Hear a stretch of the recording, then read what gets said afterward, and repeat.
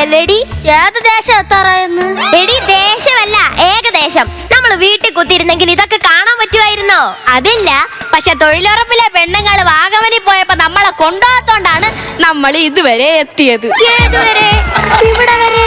ഇവിടെ വരെ എന്ന് പറഞ്ഞാൽ എവിടെ വരെ? കൃത്യ സ്ഥലം പറയടി. കൃത്യ സ്ഥലം പറയാനായിട്ട് എന്റെ കുഞ്ഞമ്മേനെ വീട്ടിലോട്ട് പോണ വഴിയാണോ ഇത്? എവറസ്റ്റ് അല്ലേ?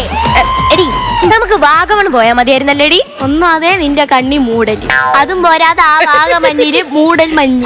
ഈ രണ്ട് മൂടലും കൂടാകുമ്പോ നീ അവിടെ എന്തൊരു കാണാനാണ്? അതെ, നീ അങ്ങനെയൊന്നും പറയണ്ട.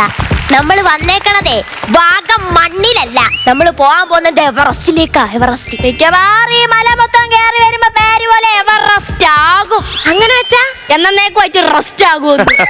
കാര്യനാക്ക് വളച്ചൊന്നും പറയാതെ ഞാൻ കഴിക്കാൻ വല്ലതുണ്ടോ? എന്റെ ഒന്നും ഇല്ലടി.